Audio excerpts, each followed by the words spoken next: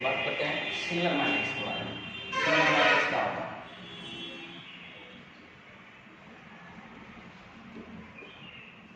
Singular matrix क्या होगा? जिसमें डिटरमिनेंट ए की वैल्यू 0 होगा तो सिंगुलर हो जाएगा। सबसे पहले ए स्क्वायर मैट्रिक्स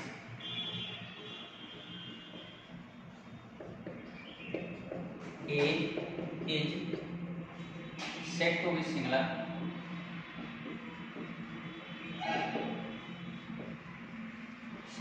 एक डिटरमिनेंट ए बराबर 0, मतलब डिटरमिनेंट ए का मान जो 0 होगा तो वो सिंगुलर मैट्रिक्स हो जाएगा। Non singular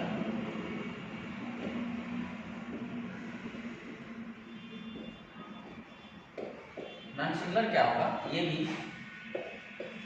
A square matrix A is said to be non singular if determinant A not equal to 0। मतलब सिंगुलर में डिटरमिनेंट ए का मान 0 होगा, नॉन सिंगुलर में determinant A not equal to 0 होगा। ठीक है, अब यहाँ से ये जो आया सिंगुलर नॉन सिंगुलर, ध्यान देखिए inverse matrix, inverse of matrix, matrix का इनवर्स देखेंगे। मैट्रिक्स का इनवर्स क्या होता है? तो आपको एडजॉइंट ऑफ मैट्रिक्स में प्रॉपर्टी बताए हैं, ए इंटू एडजॉइंट ए बराबर में डिटरमिनेंट ए इंटू आई होता है। प्रॉपर्टी ऑफ ये एडजॉइंट ऑफ मैट्रिक्स में प्रॉपर्टी। यहाँ से अगर ये डिटरमिनेंट ए मल्टीप्लाई इस साइड आएगा तो भाग में, यहाँ से एडजॉइंट ए डिवाइड में ये डिटरमिनेंट ए, उधर बचेगा सिर्फ आई, ये आई, ये ए गुना में उस साइड जाएगा तो भाग में, ये ए हो जाएगा। अब ये ए को ऊपर शिफ्ट करेंगे तो ए इनवर्स आई होता है। और आपको पता होना चाहिए कोई भी मैट्रिक्स में अगर आइडेंटिटी के साथ प्रोडक्ट होता है तो आइडेंटिटी लुप्त हो जाता है, मतलब आइडेंटिटी खत्म हो जाता है। आइडेंटिटी जब खत्म हो जाएगा तो सिर्फ बचेगा ए इनवर्स। अब यहाँ से आपका एक फॉर्मूला आ गया ए इनवर्स बराबर ये, इसको आप लिख सकते हैं ए इनवर्स बराबर 1 by determinant A into adjoint, ठीक है, ए इनवर्स बराबर, ये आपका फार्मूला हो गया ए इनवर्स निकालना। अब यहाँ से ए इनवर्स जो निकला 1 by determinant A into adjoint A, ये जो डिटरमिनेंट ए है ना 0 नहीं होगा, अगर 0 हो जाएगा तो वो अनडिफाइंड हो जाएगा, तो ए इनवर्स एग्जिस्ट नहीं करेगा। तो जब 0 नहीं होगा तो क्या हो सकता है? नॉट इक्वल टू 0, या तो 0 से बड़ा या तो 0 से छोटा। तो 0 नहीं होगा तो मतलब क्या? नॉन सिंगुलर होगा, मतलब 0 नहीं है तो मतलब सिंगुलर नहीं है, तो क्या होगा? Non singular. ये नॉट इक्वल टू 0 मतलब क्या? A determinant A not equal to 0, मतलब ये नॉन सिंगुलर मैट्रिक्स हुआ, नॉन सिंगुलर मैट्रिक्स। जब ये नॉन सिंगुलर मैट्रिक्स ये हुआ तो इसका ए इनवर्स एग्जिस्ट है। अगर ये नॉन सिंगुलर नहीं होता तो ए इनवर्स इसका पॉसिबल नहीं था, क्योंकि ये सिंगुलर हो जाता तो ये 0 हो जाता। तो आपको पता होना चाहिए कोई भी संख्या में अगर 0 से डिवाइड कर देते तो अनडिफाइंड हो जाता है, तो ये इनवर्स एग्जिस्ट नहीं करता। तो ये ए इनवर्स एग्जिस्ट कब करेगा? जब determinant A not equal to 0 हो, मतलब नॉन सिंगुलर मैट्रिक्स हो, तो इसका ए इनवर्स एग्जिस्ट करेगा। ठीक है, जैसे क्वेश्चन देखते हैं इसका,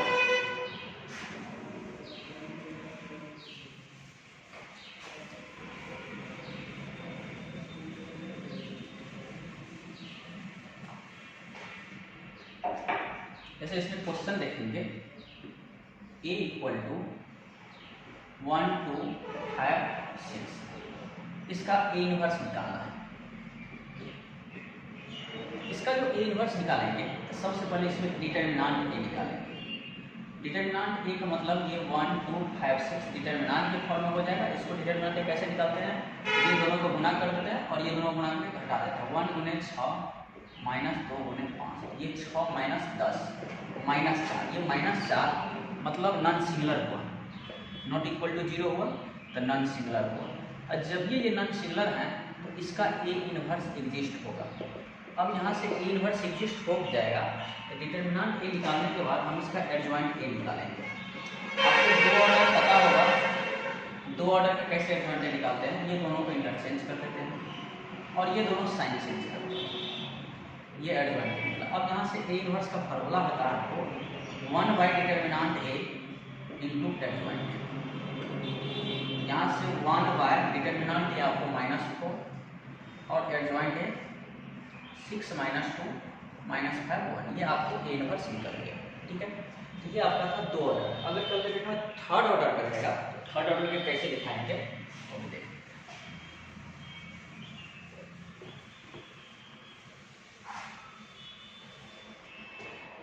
जैसे में 2 ऑर्डर के क्वेश्चन और देख लेते हैं।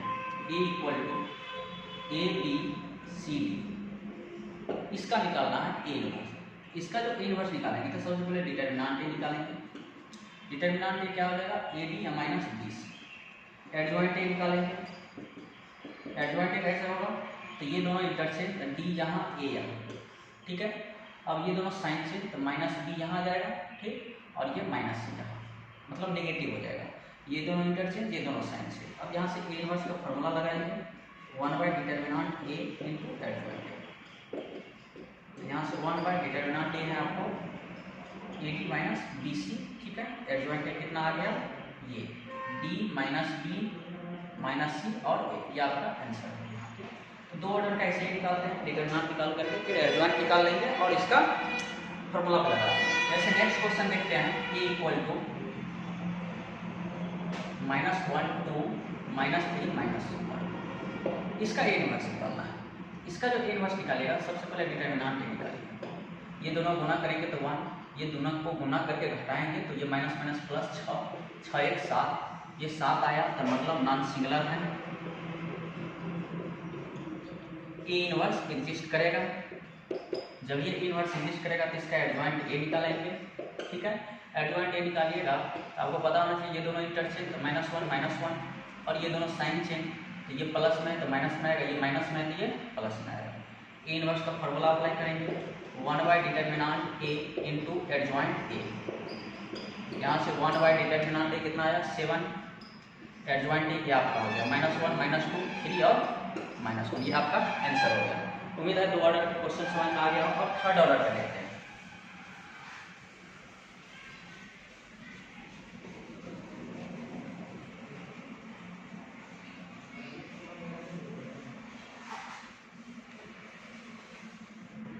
थर्ड ऑर्डर का कैसे निकालेंगे, सबसे पहले a इक्वल टू 1 2 0 3 1 0 0 5 6, इसका ए इनवर्स निकालना है।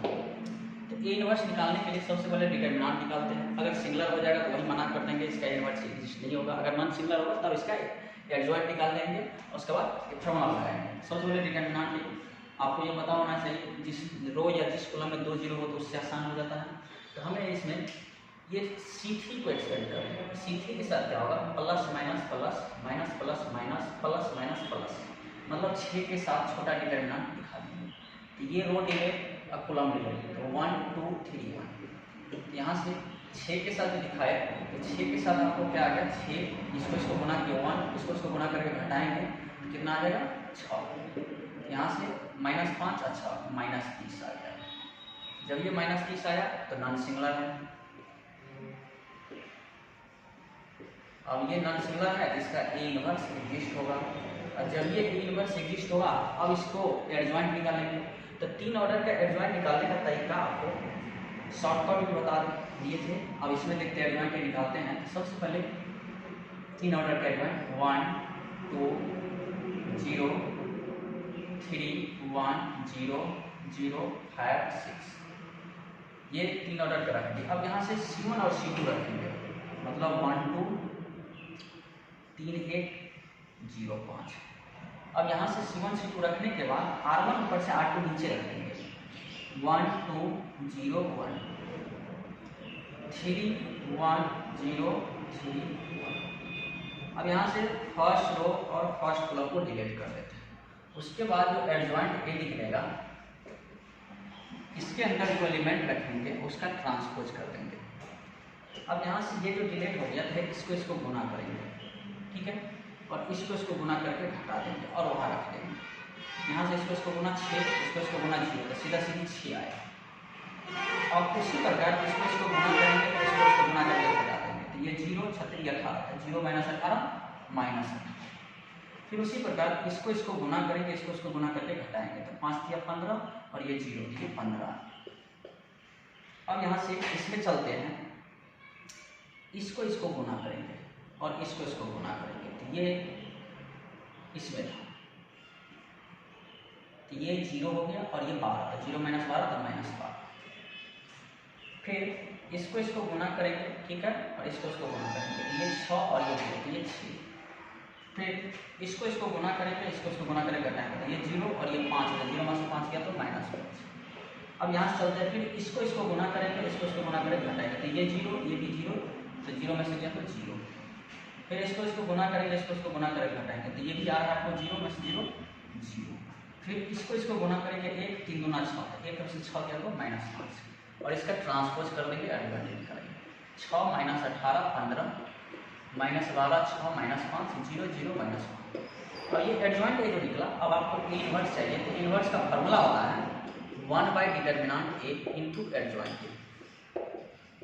यहाँ से 1/डिटर्मिनेंट ए आपको यहाँ निकला है -30, एडजॉइंट ए ये भर देंगे, 6 - 18 15, -12 6 -5 0 0 -5, ये आपका निकल गया ए इनवर्स। अब यहाँ से ये तो शॉर्टकट रूप से ए इनवर्स आपको निकालने का, और इससे भी दूसरा तरीका क्या है, सबका कोफैक्टर निकाल करके उसका ट्रांसपोज कर देंगे। मतलब एडजॉइंट निकालने के लिए क्या करते हैं, सबसे पहले कोई भी मैट्रिक्स का कोफैक्टर निकाल करके ट्रांसपोज करते हैं तो एडजॉइंट निकल जाता है, ठीक है। तो वो भी तरीका इसको बना सकते हैं। उम्मीद है थर्ड ऑर्डर क्लियर हो गया होगा। अब इसकी प्रॉपर्टीज पे चलते हैं।